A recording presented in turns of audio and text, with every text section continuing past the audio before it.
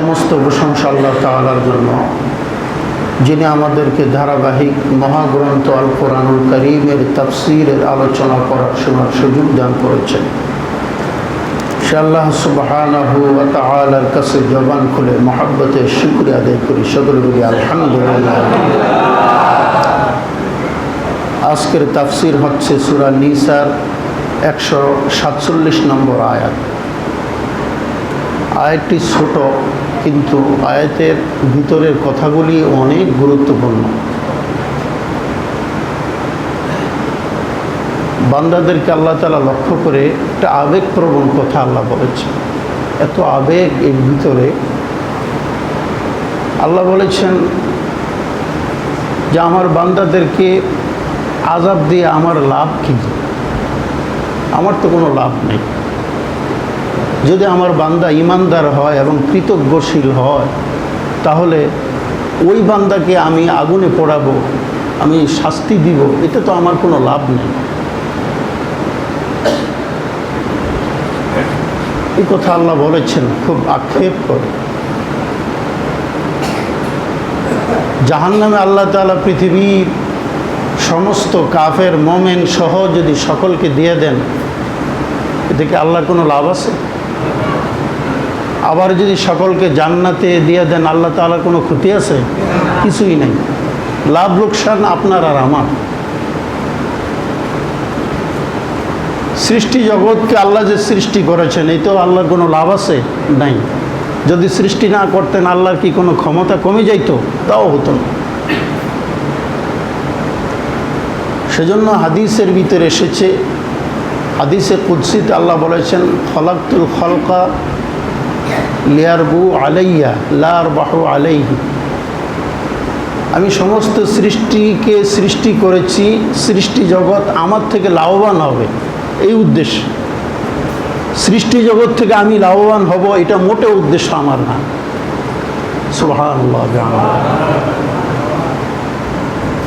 সৃষ্টি জগৎ আমার থেকে লাভবান হবে, এটাই আমার উদ্দেশ্য। কিন্তু আমি সৃষ্টি জগৎ থেকে লাভবান হব, এটা আমার মোটেও উদ্দেশ্য না।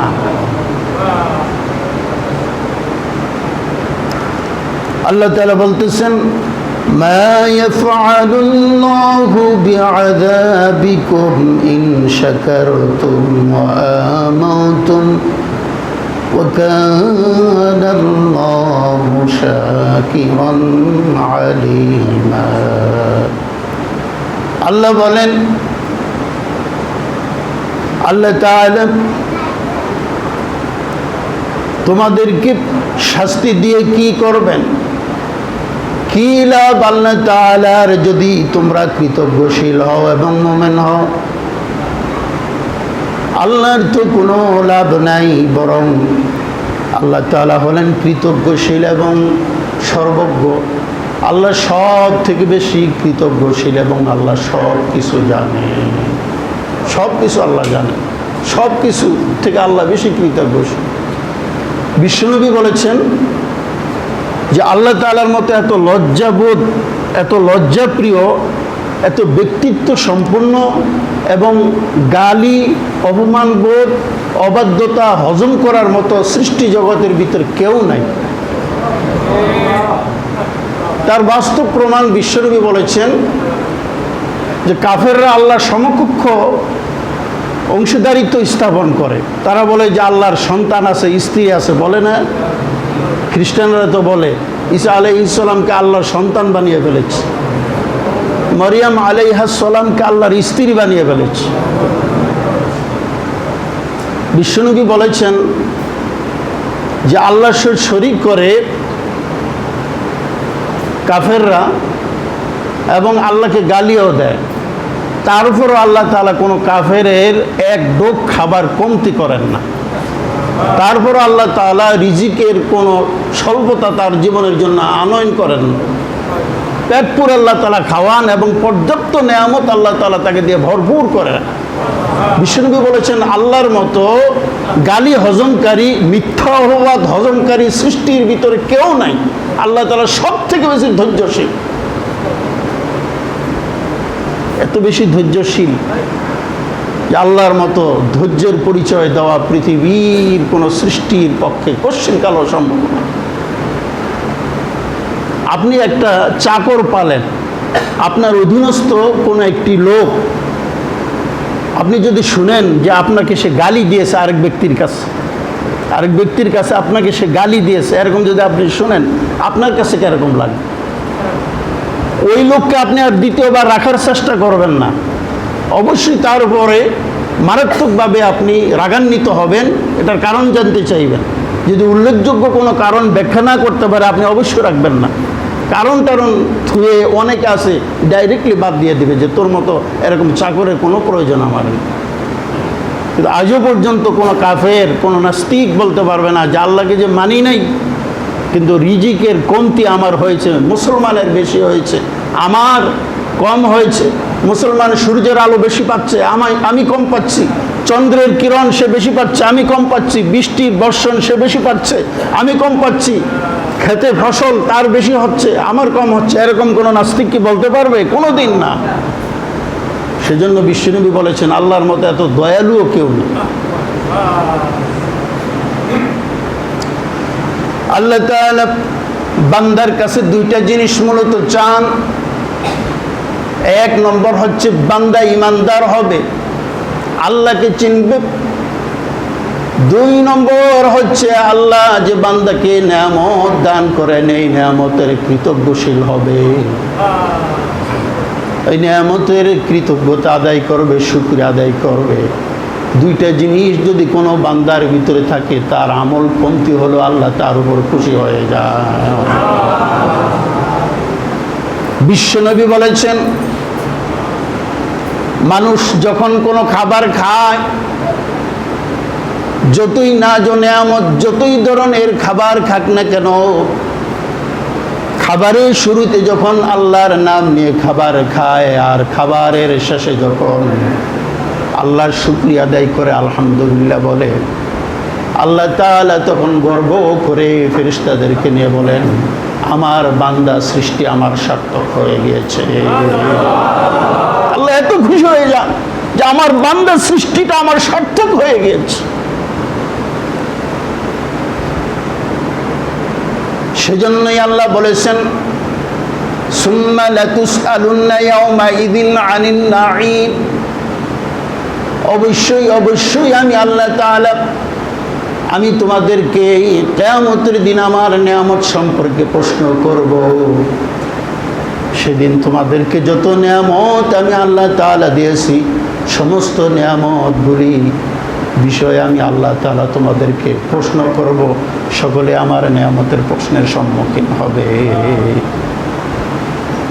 কিয়ামতের দিন বিশ্বনবী বলেছেন প্রত্যেকটা বান্দার তিনটা দপ্তর থাকবে।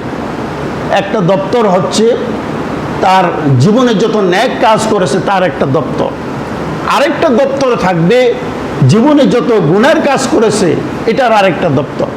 আরেকটা দপ্তর থাকবে জীবনে আল্লাহ প্রদত্ত যত নেয়ামত লাভ করেছে ওটার আরেকটা দপ্তর। তিনটা দপ্তর প্রত্যেকটা মানুষের থাকবে এবং তিনটা দপ্তর নিয়ে কিয়ামতের দিন আল্লাহর দরবারে বান্দা হাজির হবে। জিবরাইল আলাইহিস সালাম বিশ্বনবীকে এসে ঘটনা শোনালেন, ইয়া রাসূলুল্লাহ, ইয়া হাবিবাল্লাহ, বনি ইসরাইলের যুগের এক ব্যক্তি 500 বছর ইবাদত বন্দেগী করেছে একটানা। সাগরের মাঝখানে আল্লাহ তাআলা একটা দ্বীপ তৈরি করে দিয়েছিলেন। সেই দ্বীপের ভিতরে আল্লাহর বান্দা পাহাড়ের ভিতরে আল্লাহ তাআলার ইবাদত বন্দেগী করত। আল্লাহ তাআলা ওই পাহাড়ের গুহার ভিতরে একটি ডালিম গাছ তার জন্য তৈরি করে দিয়েছিলেন। বৃষ্টি পানির ফোয়ারা ঝর্ণার ব্যবস্থা আল্লাহ করে দিয়েছিলেন। বান্দা সব সময় আল্লাহ তাআলার ইবাদত বন্দেগী করত। ঘুম সামান্য পরিমাণ যেত এবং সামান্য পরিমাণ তার ইস্তেনজার সময় নষ্ট হওয়া ছাড়া যত সময় তার জীবনে থাকতো সমস্ত জীবনটা আল্লাহ তাআলার ইবাদত বন্দেগীতে কাটিয়ে দিত। এরকম একজন আল্লাহর বান্দা ছিল।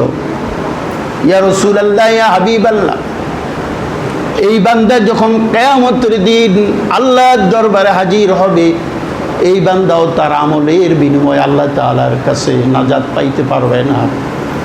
এই বান্দাও তার আমলের কারণেও জান্নাতে যেতে পারবে না, বরং আল্লাহর দয়া মায়ার কারণেই সে পরিশেষে আল্লাহর জান্নাতে যেতে বাধ্য হবে। জিবরাইল আলাইহিস সালাম বললেন, ইয়া রাসূলুল্লাহ, পৃথিবীতে যখন আমি বিভিন্ন নবীদের কাছে ওহী নিয়ে আসতাম, যখনই আমি আকাশ থেকে জমিনে নামতাম অথবা জমিন থেকে আকাশে উঠতাম, যখনই আল্লাহর বিভিন্ন প্রয়োজনে নবীদের কাছে আমি যাইতাম, প্রায় সময় দেখতাম আল্লাহর বান্দা নামাজের সেজদার হালতে আল্লাহর তাসবিহ করে আদায় করতেছে। এত বড় বুজুর্গ ছিল। এই বুজুর্গ কিয়ামতের দিন তার আমলের কারণে নাজাত পাবে না, সে একমাত্র আল্লাহ তাআলার দয়ার কারণে কিয়ামতের দিন নাজাত পাবে। সুবহানাল্লাহ। বিশ্বনবী বলেছেন, সাহাবীরা, এই ব্যক্তির অবস্থা কিয়ামতের দিন কিরকম হবে শুনে রাখো। কিয়ামতের দিন আল্লাহ এই ব্যক্তিকে ডেকে বলবেন, আমার বান্দা দুনিয়ায় আমার ইবাদত বন্দেগী করেছো, যাও আমি আল্লাহ তাআলা খুশি হয়েছি, তবে ইবাদত যা কিছু করেছো আমার দয়ায় তুমি এখন আমার জান্নাতে যাও। বান্দার মনের ভিতরে খটকা তখন কাজ করবে, 500 বছর ইবাদত করেছি, তারপরেও কি আল্লাহর দয়া আল্লাহর জান্নাতে যাইতে হবে? তাহলে আমার ইবাদতটা কি কাজে লাগলো? আমার ইবাদত তো কোনো কাজে লাগে নাই। বান্দার মনের ভিতরে খটকা সৃষ্টি হবে। আল্লাহ বান্দার মনের সব খবর জানেন। বান্দাকে আল্লাহ তাআলা তখন ডেকে বলবেন, ও আমার বান্দা, মনে কি কোনো প্রশ্ন আছে তোমার? বলে, অবশ্যই আল্লাহ। আল্লাহ তখন বলবেন, তাহলে বলো। বান্দা তখন বলবে, আল্লাহ 500 বছর ইবাদত বন্দেগী করেছি, 500 বছর ইবাদত বন্দেগীর বিনিময়ে আজকে জান্নাতে যাইতে পারলাম না, তারপর আপনার দয়ার প্রয়োজন হবে, আপনার দয়ায় জান্নাতে যাইতে হবে। ও আল্লাহ তাআলা, আপনার দয়া তো সেই ব্যক্তির প্রতি দরকার হবে যেই ব্যক্তি গুনাহগার, যে ব্যক্তির ইবাদত এত বেশি নাই। সুতরাং আমার ইবাদত তো অনেক বেশি, অত্যন্ত পরিমাণ। আমি তো আমার ইবাদতের বিনিময়ে জান্নাতে যাইতে পারি, তারপর আপনার দয়ার বিনিময়ে আমাকে জান্নাতে যাইতে হবে। পরিশেষে আপনি যে দয়ার কথাটা বলেছেন, এটাই আমার মনে একটা খটকা জাগিয়েছে। আল্লাহ বলবেন, আমার বান্দা তুমি কি শুনতে চাও না দেখতে চাও? এবার ওই আল্লাহওয়ালা বান্দা বলবে, আল্লাহ আমি দেখতে চাই, যদি দেখা যায় তাহলে তো শোনার থেকে আরো বেশি ভালো হয়। আল্লাহ এবার ফেরেশতাদেরকে বলবেন, ফেরেশতারা আমার বান্দাকে দেখিয়ে দাও, আমার বান্দার জন্ম থেকে মৃত্যু পর্যন্ত তার প্রতি আমার কতগুলি নেয়ামত ছিল, নেয়ামতগুলি দেখিয়ে দাও, আর তার কি পরিমাণ আমার নেয়ামতের তুলনায় ইবাদত ছিল সেটাও তুমি দেখিয়ে দাও। ও আমার ফেরেশতারা, আমার বান্দার জীবনে কতটুকু গুনাহ হয়েছে সেগুলিও দেখিয়ে দাও। 3টে দপ্তর হাজির করা হবে। বিশ্বনবী বলেছেন, তার নেকের দপ্তরে যখন তাকে দেখা হবে, দেখবে জীবনে শুধু নেক আর নেক। গুনার দপ্তরে যখন তাকে দেখবে এর ভিতরে কোনো গুনাহ নাই। ওদিক দিয়ে নেকে পরিপূর্ণ, ওদিক দিয়ে গুনাহ শূন্য। এবার আল্লাহ বলবেন, তার প্রদত্ত, আমার প্রদত্ত তার প্রতি নেয়ামতের দপ্তরটা বের করে দেখিয়ে দাও। নেয়ামতের দপ্তর যখন বের করা হবে, দেখবে এর ভিতরে নেয়ামতের পুরোটাই ভরপুর, তার জন্ম থেকে শুরু করে তার মৃত্যু পর্যন্ত। কি কি নেয়ামত? জন্ম থেকে মৃত্যু পর্যন্ত নেয়ামতের কতগুলি স্তর। মায়ের পেটে থেকে যখন শুরু হয়েছে, তার মুখ ছিল না, তাকে আল্লাহ তাআলা খাওয়িয়েছেন নাভির মাধ্যমে। মায়ের বিশেষ নাভির সহিত একটা তার লাগিয়ে আল্লাহ তাআলা তাকে খাওয়িয়ে পরিপূর্ণ করেছেন। এখান থেকে নেয়ামত শুরু হলো। এর ভিতরে আল্লাহ কোনো রোগ দেন নাই, সুস্থভাবে আল্লাহ তাআলা বড় করে তৈরি করেছে। এর ভিতরে আল্লাহ তাআলা পানির পিপাসাও সৃষ্টি করেন নাই যে পানি পানের জন্য আলাদা নাভির প্রয়োজন হবে, সেটাও আল্লাহ করেন নাই। এক নাভির ভিতরে আল্লাহ তাআলা সব কিছু দিয়েছে। এর ভিতরে আল্লাহ তাআলা এমন একটি পরিবেশ তৈরি করেছেন যেখানে ঠান্ডাও না গরমও না, গরমে সিদ্ধ হয়ে যাবে, অসুস্থ হয়ে যাবে সেটাও না, আবার ঠান্ডায় তার ঠান্ডা লাগবে, সর্দি লাগবে, অসুস্থ হয়ে যাবে সেটাও না। নাতিশীতোষ্ণ একটা পরিবেশ, যে পরিবেশটা শরীরের জন্য উপযোগী, এরকম একটা পরিবেশ, ওটাও একটা নেয়ামত। সুবহানাল্লাহ। এরপরে দুনিয়ায় আসলো, আসার পর আল্লাহ তাআলা, আগে ছিল সিঙ্গেল লাইন খাবারের, আল্লাহ ডবল লাইন চালু করলেন। ডবল লাইন চালু করলেন না, মায়ের স্তনের দুই সাইডের রিজিক, ডবল লাইন আল্লাহ চালু করলেন, ওইটা আরেকটা নেয়ামত। এরপর ডবল লাইন যখন আল্লাহ তাআলা কেটে দিলেন, তখন হাজারো লাখো লাখো লাইন তার শুরু হয়ে গেল, বিভিন্ন নাজ ও নেয়ামত তার খাওয়া, শুধু খাওয়ারই এতগুলি। এরপর দৃষ্টিশক্তির অসংখ্য নেয়ামত, সে 500 বছর একটা নেয়ামত বন্দি করেছে, হায়াত তো আরো বেশি পেয়েছে। এগুলির নেয়ামত জীবনে প্রতিটা সেকেন্ডে সেকেন্ডে তাকিয়ে তাকিয়ে আল্লাহর নাজ ও নেয়ামতগুলি দেখেছে। ছোট একটা চোখের মণি, এই চোখের মণির ভিতরে বিশাল বড় বড় পাহাড়, বিশাল বড় বড় এলাকা, বিশাল বড় বড় সাগরটাকে আল্লাহ তাআলা চোখের ভিতরে ঢুকিয়ে দিয়েছে। কখনো বিশাল বড় পাহাড় দেখতে কষ্ট হয় নাই, যে পাহাড়ের কিছু দেখেছে বাকিগুলো আর দেখতে পারে নাই, চোখের ভিতরে ঢুকে না, এরকম হয় নাই। বিশাল বড় সাগর দেখেছে, এরকম হয় নাই যে সাগর পুরোটা দেখতে কিছুটা বাদ রয়েছে, চোখের ছোট্ট মনির ভিতরে আটে নাই, এরকম হয় নাই। বিশাল বড় এলাকা দেখেছে, বিশাল বড় বিল্ডিং বালাখানে দেখেছে, আল্লাহর হাজারো লাখো লাখো কোটি কোটি নিয়ামত দেখেছে, চোখের ছোট মনির ভিতরে আল্লাহ তাআলা এমন ভাবে ঢুকিয়ে দিয়েছেন, এরকম হয় নাই যে দেখার ভিতরে আটে নাই, এরকম হয় নাই, আল্লাহ তাআলা ঢুকিয়ে দিয়েছেন বিশাল বড় নিয়ামত, দৃষ্টিশক্তির নিয়ামত, এরকম হাজারো লাখো কোটি কোটি নেয়ামত।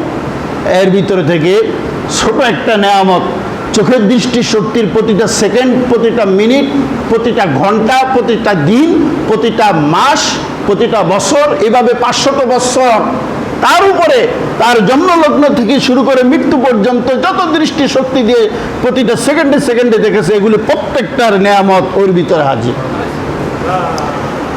এর ভিতরে থেকে আল্লাহ তাআলা ছোট নেয়ামতকে ডেকে বলবেন, আমার নেয়ামত, তোমার যতটুকুন প্রাপ্য, তোমার যোগ্যতা অনুযায়ী যতটুকুন প্রাপ্য, ততটুকুন আমার বান্দার নেক আমল থেকে তুমি নিয়ে নাও।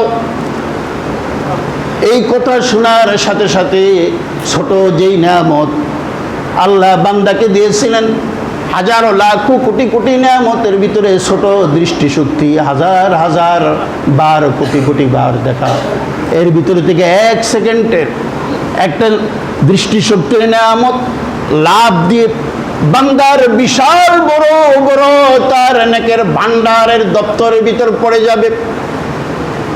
বিশ্বনবী বলেছেন, সেকেন্ডের মাথায় সমস্ত তার নেকিগুলি ওই ছোট নিয়ামতগুলি গিলে খেয়ে ফেলবে। খাওয়ার পর হা করে তখন ছোট নেয়ামত বলবে, আল্লাহ আমার এখনো পেট ভরে নাই, আমার খিদা রয়েছে, আল্লাহ আমার পেট ভরার ব্যবস্থা করতে বলে। আল্লাহ তখন এই বান্দাকে বলবেন, এবার আমার ছোট নেয়ামতের পেট ভরার ব্যবস্থা করে। নেকি কোথায় থেকে আছে, ঢুকাও তার পেট, তার কি নেকি আছে, এখন দিবে কোথায় থেকে? ছোট একটা নেয়ামতের সে চাহিদাই পূরণ করতে পারে নাই, তার কাছে মনে হবে সেই সময় যে এক লোকমা খেয়েছে, সে কয়েক লোকমা খাইলেই তারপরে পেট ভরার একটা বিষয়। এক সেকেন্ডের ভিতরে সমস্ত নেকিগুলি খেয়ে ওই নেয়ামত তার নেকের দপ্তরে বসে বসে চিৎকার করে ডাক দিয়ে বলতে থাকবে, আল্লাহ আমার পেট ভরে নাই, আল্লাহ আমার পেট ভরে নাই, একে বলেন আমার পেট ভরার ব্যবস্থা করতে। আল্লাহ তখন বলবেন, আমার এই নেয়ামতের পেট ভরার ব্যবস্থা করো। ওই বান্দা দিশামিশা না পেয়ে সাথে সাথে আল্লাহ তাআলার কুদরতি পায়ের সামনে সিজদা পড়ে যাবে। সিজদায় পড়ে বান্দা তখন হাউমাউ করে কান্নাকাটি করতে থাকবে আর বলবে, আল্লাহ আপনি ছাড়া আমার আর আজকের কোনো রক্ষা নাই রে আল্লাহ। আল্লাহ এইভাবে যদি আমার প্রতি আপনার প্রদত্ত নেয়ামতের হিসাব নেওয়া শুরু করেন, হাজারো কোটি কোটি বছর যদি আমি বেঁচে থাকি, তারপরেও যদি ওই কোটি বছরগুলো আমার জিন্দেগিয়ানিতে আবাদত বন্দেগিতে কাজে লাগাই, তার উপর আপনার নেয়ামতের পেট ভরানো সম্ভব হবে না রে আল্লাহ। আল্লাহ আমি কিছুই বুঝি না, আল্লাহ আপনার প্রতি আমি নত হলাম, আল্লাহ আপনার দয়ায় মায়ায় আপনার জান্নাতে যেতে চাই। আল্লাহ তাআলা তখন বলবেন, যাও, তুমি যে বুঝতে পেরেছো এগুলো আমার পক্ষ থেকে নেয়ামত, নত হয়েছো, এই নত হওয়াটাই আমি আল্লাহ তাআলা রাজি খুশি হয়ে গেছে তোমার প্রতি, যাও আমি তোমাকে বিনা হিসাবেই জান্নাতে দিয়ে দিলাম। সেজন্য ভাইরা, ইবাদত করে আল্লাহর হুকুম করতেই হবে, না করলে আল্লাহ সন্তুষ্ট হবে। কিন্তু এটার মানে এটা না যে এই ইবাদতের বিনিময়ে আমি আল্লাহর জান্নাতে যেতে পারবো না। আল্লাহর জান্নাতে যাব আল্লাহর দয়া, আল্লাহর দয়া ছাড়া কেউ কখনো জান্নাতে যেতে পারবো না। যত কিছু আছে সব কিছু আল্লাহর পক্ষ থেকে নেয়ামত, এটা বুঝতে পারাটা এটাই হচ্ছে সব থেকে শুকরিয়ার বিষয়। আল্লাহ বলেছেন, এই শুকরিয়াই আমার বান্দার কাছ থেকে আমি চাই। আমার বান্দা ইবাদত বন্দেগী যতটুকুন করুক, সে যে কৃতজ্ঞ হইল, সে যে বুঝতে পারলো নেয়ামতটা আমার পক্ষ থেকে, এই বুঝাটাই তার নাজাতের জন্য, আমার সন্তুষ্ট তার প্রতি হওয়াটাই যথেষ্ট। সুবহানাল্লাহ। হযরতে মূসা আল্লাহকে ডেকে বলেছিলেন একবার, আল্লাহ, আদমকে যে আপনি দীর্ঘ সময় নিয়ে সৃষ্টি করেছেন, ও আল্লাহ তাআলা নিজ কুদরতে আদমকে, নিজ কুদরতে হাতে আদমকে আপনি তৈরি করেছেন, যা কাউর ভাগ্যে জোটে নাই। দীর্ঘ সময় নিয়ে আদমকে আপনি সৃষ্টি করেছেন, ও আল্লাহ তাআলা আপনি তার ভিতরে রূহ ফুঁকিয়ে দিয়েছেন, ফেরেশতাদেরকে দিয়ে তাকে সিজদা করিয়েছেন। আল্লাহ জান্নাতে থাকারও ব্যবস্থা করেছিলেন। ও আল্লাহ তাআলা আদমকে যে এত কিছু নেয়ামত আপনি দিয়েছেন, তার বিনিময়ে আদম আপনার কি শুকরিয়া আদায় করেছে, আমি মূসা একটু জানতে চাই। আল্লাহ বললেন, মূসা রে, আমার আদম যখন এগুলি বুঝতে পেরেছে, তার দেহের ভিতরে আমি আল্লাহ যখন রুহু সংযোজন করেছি, আমার আদম তখন একটা হাসি মেরেছিল। হাসি দেওয়ার পর আলহামদুলিল্লাহ বলেছে, আমার শুকরিয়া আদায় করেছে। আলহামদুলিল্লাহ শুকরিয়ার সেই শব্দ শুনেই আমি আল্লাহ তাআলার কুদরতি কলিজা ঠান্ডা হয়ে গিয়েছে। এটাই তার শুকরিয়া আদায় হওয়ার জন্য যথেষ্ট হয়ে গিয়েছে। সুবহানাল্লাহ। ভাইরা, আল্লাহ আমাদের কাছ থেকে ভুড়ি ভুড়ি নেয়ামত আশা করেন না। আল্লাহ আশা করেন ঈমানটা ঠিক রেখে আল্লাহর প্রতি একটু কৃতজ্ঞ হওয়া। ইবাদত বন্দেগী ফরজ ওয়াজিব ঠিক রেখে যে যতটুকু পারি করি, কিন্তু এই দুইটা জিনিস যদি আল্লাহর ভিতরে, আল্লাহর কোনো বান্দার ভিতরে থাকে, তাহলে ওই বান্দার প্রতি আল্লাহ তাআলা সব থেকে বেশি রাজি খুশি হয়ে যান।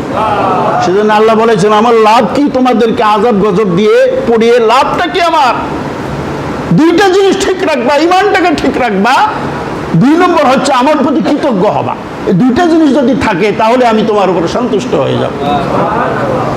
হাদিসের ভিতরে এসেছে, কিয়ামতের দিন আল্লাহ তাআলা প্রশ্ন করবেন, আমার বান্দা, তুমি যে ঠান্ডা পানি খেয়েছিলা গরমের ভিতর থেকে এসে, তোমার কাছে কিরকম লেগেছে? বলে, আল্লাহ, প্রাণটা জুড়ে গেছে। বলে, এটার হিসাব দাও, এটাই আমার বিশাল বড় একটা নেয়ামত ছিল।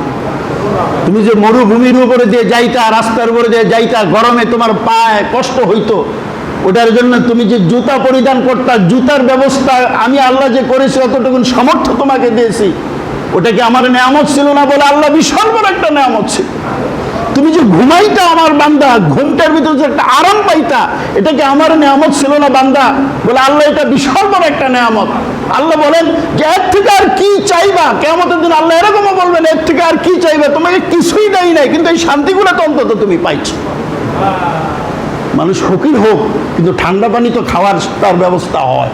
ফকির হোক, এক জোড়া জুতা পায়ে দেওয়ার ব্যবস্থা অন্তত হয়। ফকির হোক, আরামে ঘুম তার অন্তত জীবনে একদিন হইল তো হয়েছে। এগুলি বিশাল বড় নেয়ামত। হযরত আবু হুরায়রা রাদিয়াল্লাহু তাআলা আনহু বলেন, বিশ্বনবীকে বললাম, ইয়া রাসূলুল্লাহ, ইয়া হাবিবাল্লাহ, আমরা গরিব মানুষ, সাহাবীরা অনেক কষ্ট করি, আমরা ঠিক মতো খাবার পাই না, আমরা জবের মোটা আটার রুটি খাই, রুটি সহিত যে একটু তরকারি মিশ্রি এরকম করে খাবো, সে সামর্থ্য আমাদের নাই, খাবারটাও আমরা ঠিক মতো পাই না। আবার ওই দিক দিয়ে শত্রুর ভয়, বিভিন্ন জায়গায় শত্রু এসে আমাদেরকে আক্রমণ করতো, হামলা করতো, এবং শত্রুর মোকাবেলা আমাদের করতে হয়। এই শত্রু মোকাবেলা করতে গিয়ে আমরা ভীতু থাকি, আবার শারীরিকভাবে আমরা ঠিকমতো খাবার পাই না। তো আল্লাহ আমাদের উপর কি নিয়ামতটা দিলেন? বিশ্বনবী বললেন, আবু হুরায়রা তুমি কি ঠান্ডা পানি খাও না? বলে, ইয়া রাসূলুল্লাহ খাই। আবু হুরায়রা তুমি কি মরুভূমির ভিতরে পায়ে ফোসকা যাতে করে না পড়ে সেজন্য তুমি কি জুতা পরিধান করো না? বলে, ইয়া রাসূলুল্লাহ পরিধান করি। আবু হুরায়রা তুমি কি মজা করে ঘুমাও না? বলে, ইয়া রাসূলুল্লাহ করি। বিশ্বনবী বললেন, এই তিনটা নেয়ামত বিশাল বড় নেয়ামত, এই তিনটা নেয়ামতের হিসাবই তো আল্লাহ তাআলার কাছে দিয়ে পারবা না যদি আল্লাহ চায়। এগুলি চাহিদা কি করে পূরণ করবা? বিশ্বনবী অসুস্থ হইলেন একবার, খাবারের যন্ত্রণা, ঘরের ভিতরে খাবার নেই। এত কঠিন একটা সময়ে হযরত আবু বকর সিদ্দিক রাদিয়াল্লাহু তাআলা আনহু নিজের ঘরের ভিতরে কোনো খাবার নাই, এমন একটা সময়ে মদিনায় তাদের জীবনে এসে গেল। হযরত ওমর রাদিয়াল্লাহু তাআলা আনহুর ঘরেও খাবার নাই। হযরত আবু বকর ওমর বের হয়ে আসলেন, দেখি কোনো খাবার পাই কিনা। বের হয়ে আসলো, দেখি কোনো সাহাবীর মাধ্যমে অথবা কারোর মাধ্যমে কোনো খাবারের ব্যবস্থা হয় কিনা। এমন একটা সময় মদিনায় তাদের ছিল। হযরত আবু বকর ওমর পরস্পর সাক্ষাৎ হয়ে গেল, বসে রয়েছেন ঠিক এমত অবস্থায় বিশ্বনবী ঘর থেকে বের হয়ে আসলেন। বিশ্বনবীর অনেক ক্ষুধার যন্ত্রণা, ঘরের ভিতরে খাবার নাই। এসে দেখলেন হযরত আবু বকর ওমর বসে রয়েছে। বললেন, আবু বকর ওমর কি করেন? বলে, ইয়া রাসূলুল্লাহ, ইয়া হাবিবাল্লাহ, ক্ষুধার যন্ত্রণা সইতে পারি না, অনেক কষ্ট স্বীকার করতেছি ইয়া রাসূলুল্লাহ। দিশামিশা না পেয়ে আসলাম, দেখি কোনো খাবারের বন্দোবস্ত হয় কিনা। রাসূল বললেন, আবু বকর ওমর ক্ষুধা তো আমারও লেগেছে, চলুন যাই কোনো সাহাবীর বাড়িতে মেহমান হওয়া যায় কিনা। গেলেন মদিনার সব থেকে বেশি খেজুরওয়ালা হযরত আবু আইয়ুব আনসারী রাদিয়াল্লাহু তাআলা আনহুর বাড়িতে। মদিনার সব থেকে বেশি খেজুর গাছওয়ালা ছিলেন হযরত আবু আইয়ুব আনসারী রাদিয়াল্লাহু তাআলা আনহু। বাড়িতে গিয়ে হাজির হলেন। আবু আইয়ুব আনসারী সেই সময় ঘরে ছিলেন না, মিষ্টি পানি আনার জন্য ঘরের বাইরে দূরে কোথাও গিয়েছিলেন। আরবের সেই সময় নিয়ম ছিল, পানি আনার জন্য দূরে ইন্দ্রায় থেকে, কুয়া থেকে পানি আনতে হতো। দুইজন সাহাবীকে নিয়ে বিশ্বনবী যেই মুহূর্তে গিয়েছিলেন, হযরত আবু আইয়ুব আনসারী সেই সময় ঘরের পানি আনার জন্য গেলেন। বাইরে থেকে বিশ্বনবী যখন ডাক দিলেন, আবু আইয়ুব কোথায়? ভিতর থেকে স্ত্রী বলে, ইয়া রাসূলুল্লাহ, ইয়া হাবিবাল্লাহ, উনি পানি আনার জন্য গিয়েছেন। বিশ্বনবী বললেন, ঠিক আছে, একটু পরে আসি। এটা বলে হযরত আবু বকর ওমরকে নিয়ে বিশ্বনবী যখন পুনরায় রওনা দিলেন, মুহূর্তের ভিতরে হযরত আবু আইয়ুব আনসারী রাদিয়াল্লাহু তাআলা আনহু এসে হাজির। বললেন, ইয়া রাসূলুল্লাহ, ইয়া হাবিবাল্লাহ, আমার বাড়ি থেকে আপনি খালি ফেরত যাইবেন এটা আমি নিজে কখনো মানতে পারি না। ইয়া রাসূলুল্লাহ, আসেন আমার ঘরে আসেন। ঘরের ভিতরে জায়গা দিল বসার জন্য। তার বিবিকে বলে, আমার প্রাণের স্ত্রী, আজকে 3 জন মেহমান আমার ঘরে এসে হাজির হয়েছে, এত দামি মেহমান। খোদার কসম করে বলতেছি, আল্লাহর জমিন এত দামি মেহমান আর হয় না। দিলেন, তাড়াতাড়ি খেজুর বাগানে চলে গেলেন, একটা খেজুরের ডাল কেটে নিয়ে আসলেন। খেজুরের ওই যেটা কাদি বলা হয়, খেজুর ধরা যে কাদি, নিয়ে আসলেন, কেটে নিয়ে আসলেন। নিয়ে এসে বিশ্বনবীর সামনে দিলেন। আরেকটা পাকা নিয়ে আসলেন, আরেকটা আধা কাঁচা, আধা পাকা, আরেকটা পুরা কাঁচা। এটা 3 ধরনের কাদি কেটে নিয়ে আসলেন। নিয়ে এসে বললেন, ইয়া রাসূলুল্লাহ, আপনি খেজুর খান। বিশ্বনবী বললেন, আবু আইয়ুব, তুমি 3 ধরনের খেজুর নিয়ে এসেছো। পাকা খেজুর আনলেই তো যথেষ্ট ছিল, তুমি কাঁচাও নিয়ে এসেছো, আবার আধা কাঁচা আধা পাকাও নিয়ে এসেছো, আবার পাকাও নিয়ে এসেছো। এটার কারণটা কি? বলে, ইয়া রাসূলুল্লাহ, ইয়া হাবিবাল্লাহ, 3 ধরনের খেজুরের কাদি কেটে নিয়ে আসলাম।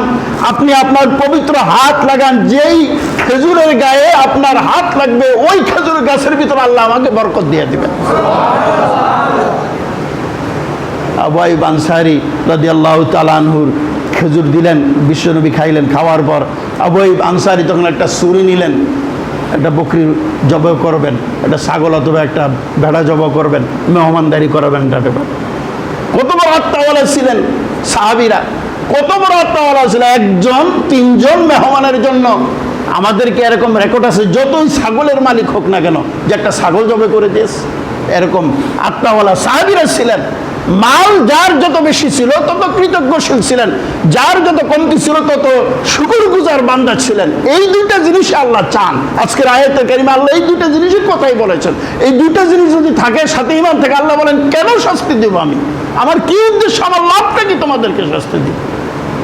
এরপর বিশ্বনবী বললেন, আবু আইয়ুব আনসারী, তুমি কোনো দুধওয়ালা বকরি বাচ্চা জবাই করো না। কত বড় এহসান ছিলেন বিশ্বনবী, পশুর প্রতি কত এহসানওয়ালা ছিলেন বিশ্বনবী। এটাও হাদিসের ভিতরে বলেছেন, যেই প্রাণী কষ্ট দেয় না ওই প্রাণীকে কষ্ট দেওয়া হারাম।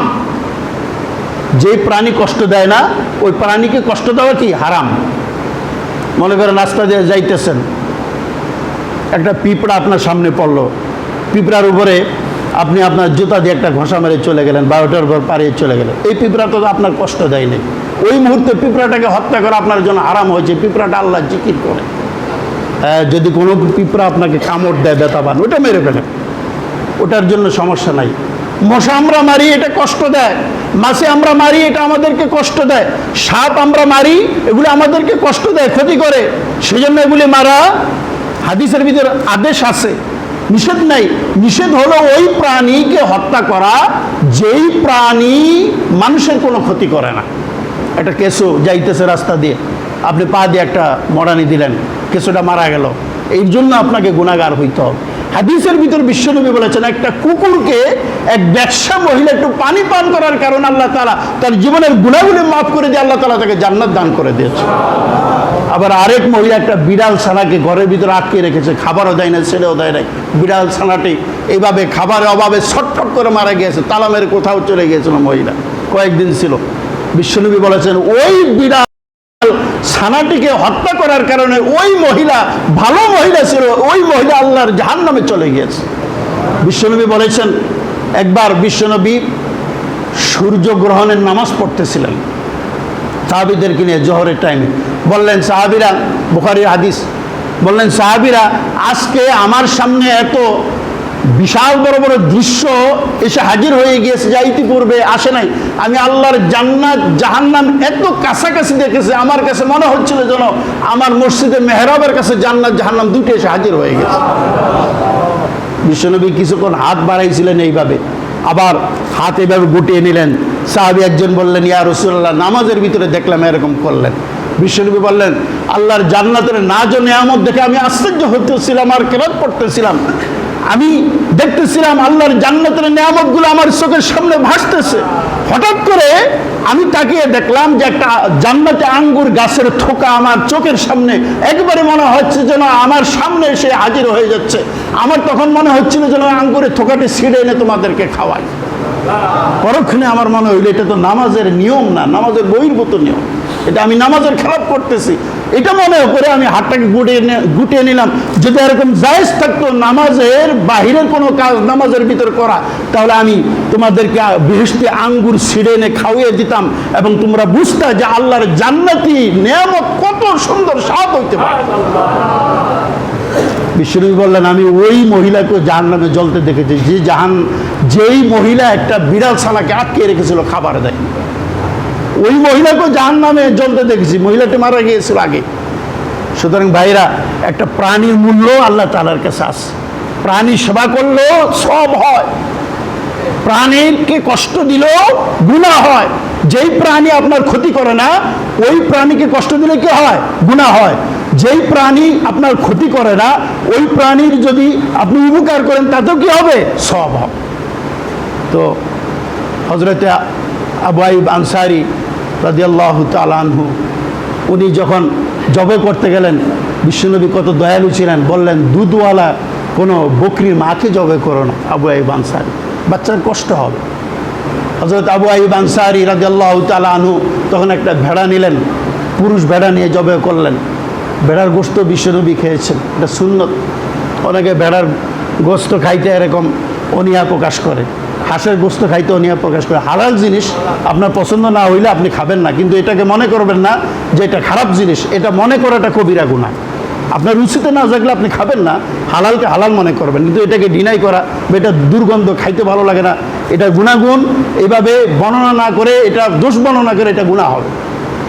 হযরত আবু আইয়ুব আনসারী রাদিয়াল্লাহু তাআলা আনহু এরপর ভেড়া জবে করলেন, গোশত গুনাহ হলো, বিশ্বনবীকে মেহমানদারি করালেন, রুটি গোশত দেওয়া হলো। সেই সময় আরবে সব থেকে দামি খাবার ছিল রুটি গোশত। বর্তমান আমাদের সমাজের ভিতরে ভালো দামি খাবার যেমন বিবাহের খাবার, পোলাও, রোস্ট, মাছ ভুনা, গোশত ভুনা, এরপরে মুরগির ভুনা, আরও অন্য কিছু, অনেক কিছু, এরকম যেরকম দামি খাবার মনে করা হয় বর্তমান সমাজে, সেই সময় আরবের সব থেকে ভালো দামি খাবার ছিল কি? রুটি এবং গোশত। খাবার খাইলেন, খাওয়ার পর তখন বিশ্বনবী বললেন, এগুলি নিয়ামত আল্লাহ তাআলার, এই নিয়ামত সম্পর্ক কিয়ামতের দিন আল্লাহ তাআলা তোমাদেরকে প্রশ্ন করবেন যে আল্লাহর নিয়ামত কতটুকুন খেয়েছো এবং কতটুকুন শুকরিয়া আদায় করেছো। হযরতে সাহাবেরা বললেন, ইয়া রাসূলুল্লাহ, এই নিয়ামত সম্পর্কেও প্রশ্ন করা হবে। রাসূল বললেন, হ্যাঁ, যে তোমরা তৃপ্তি সহকারে খেয়েছো, পেটে যে শান্তি পেয়েছো, এটা সম্পর্ক আল্লাহ তাআলা তোমাদেরকে প্রশ্ন করবেন।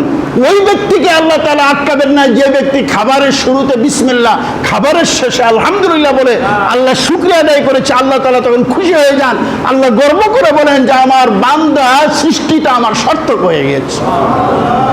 হযরত দাউদ আলাইহিস সালাম, ইয়ামালু আলা দাউদা শুকরান ওয়া কলিলুম মিন ইবাদিয়াশ শুকুর, আল্লাহ কোরআনুল কারীমের ভিতরে বলেছেন দাউদের পরিবার আমল করতে থাকো এবং তার তোমরা কৃতজ্ঞশীল হও।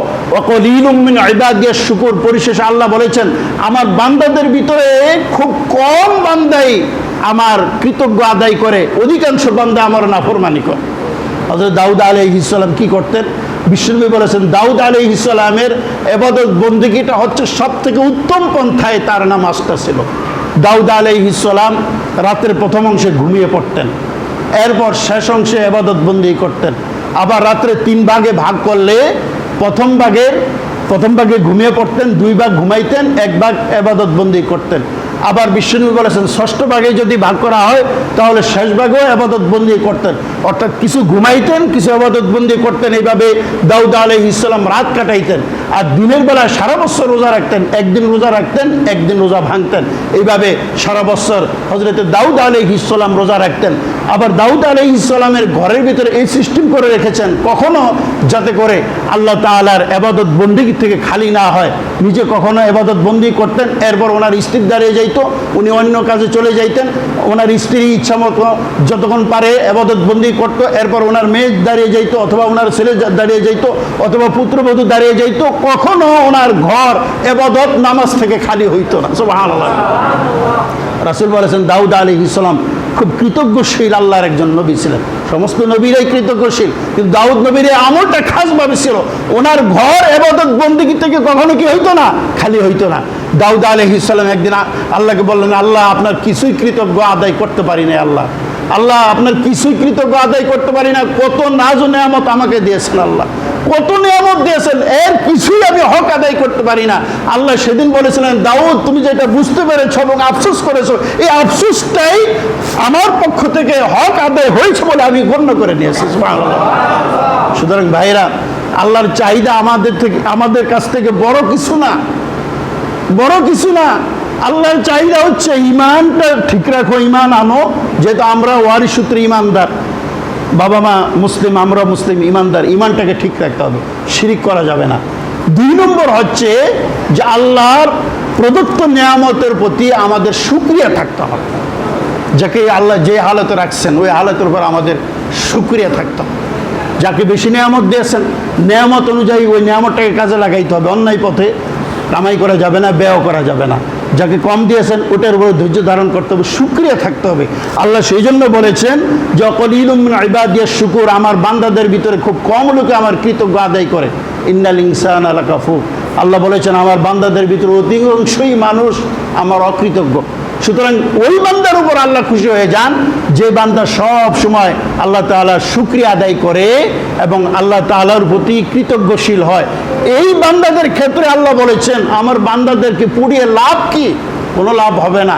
সুতরাং এটার মাধ্যমে এটা বোঝা যাইতেছে যাদের ঈমান ঠিক আছে এবং যারা সব সময় কৃতজ্ঞশীল আল্লাহর প্রতি, আল্লাহর যতটুকু নিয়ামত পেয়েছে ওই বান্দাকে আল্লাহ তাআলা কখনো জাহান্নামের আগুনে জ্বালাবেন না। এটাই এই আয়াতে কারিমে আল্লাহ তাআলা বুঝিয়েছে। সুতরাং আল্লাহ তাআলা আমাদেরকে সেই কৃতজ্ঞশীল বান্দা হিসাবে পরিগণিত করুন এবং আমল করার তৌফিক দান করুন। আমিন।